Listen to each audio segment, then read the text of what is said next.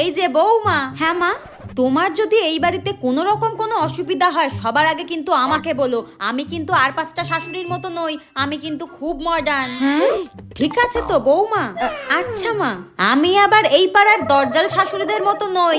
আমার বৌমাকে কিভাবে দেখে রাখতে হয় আমি খুব ভালো করে জানি। আমি আমার বৌমাকে সব রকম স্বাধীনতা দেবো, ঠিক আছে বৌমা? হ্যাঁ, এইরকম শাশুড়ি পাওয়া তো ভাগ্যের ব্যাপার। তোমরা হলে আজকালকার মেয়ে, তোমাদের সাথে যদি একটু জুগিয়ে না চললাম তাহলে কি হবে বলো? আমি তো আবার পাড়ার কুচুটে শাশুড়িদের মতো না যে বউদের 5 দিনের মাথায় ঝেঁটিয়ে বিদায় করে দেবো। আমি কিন্তু খুব ভালো শাশুড়ি বলে দিলাম। আচ্ছা, আমাকে কিন্তু তুমি তোমার বন্ধু মনে করতে পারো, ঠিক আছে তো? ওকে, তাহলে আমার একটা প্রশ্ন আছে। তা তুই বিয়ের আগে কটা প্রেম করেছিলিস? আমি তো এই বিয়েটার আগে 10টা প্রেম করেছি, তার মধ্যে একটাকে বিয়েও করেছি। তোর ছেলে সেকেন্ড নম্বর। হায় ভগবান, কোন মেয়েকে বাড়িতে ঢোকালাম? এই জন্য বলে ছেলের বউদের বেশি মাথায় তুলতে নেই।